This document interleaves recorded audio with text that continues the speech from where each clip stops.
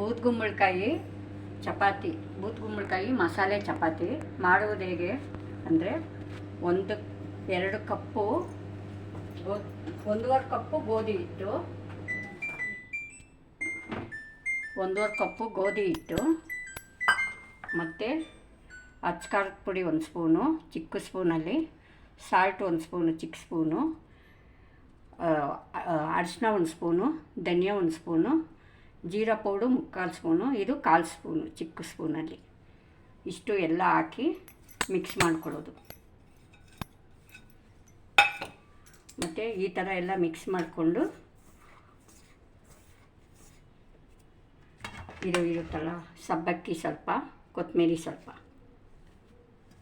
ಈ ಥರ ಹಾಕಿ ಇದು ಮಿಕ್ಸ್ ಮಾಡ್ಕೊಳ್ಳೋದು. ಈ ಥರ ಆಮೇಲೆ ಬೂದ್ಗುಂಬಳಕಾಯಿ ಸಿಪ್ಪೆ ಎಲ್ಲ ತೆಗೆದು, ಇದು ಒಂದು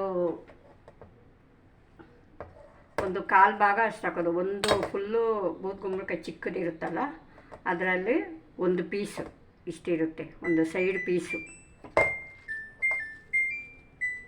ಮತ್ತು ಈ ಥರ ಕಲಿಸ್ಕೊಳ್ಳೋದು. ಚಪಾತಿ ಹಿಟ್ಟು ಅದಕ್ಕೆ ಬರಬೇಕು. ಸೊ ಇದಕ್ಕೆ ನೀರು ಬೇಡ? ನೀರು ಬೇಡ, ಇದರಲ್ಲೇ ನೀರಿರುತ್ತಲ್ವ, ಅದೇ ಕರೆಕ್ಟ್ ಆಗುತ್ತೆ. ಓಕೆ, ಚೆನ್ನಾಗಿರುತ್ತೆ, ಹೆಲ್ದಿಯಾಗಿರುತ್ತೆ. ಟ್ರೈ ಮಾಡಿ ನೋಡಬೇಕಾ? ಹೆಲ್ದಿಯಾಗಿರುತ್ತಾ? ಡಿಫ್ರೆಂಟಾಗಿ ಹೆಲ್ದಿಯಾಗಿರುತ್ತೆ. ಕರೆಕ್ಟ್. ಚಪಾತಿ ಥರ ಲಟ್ಟಿಸಿ ಚಪಾತಿ ಟೈಪೇ ಮಾಡೋದು.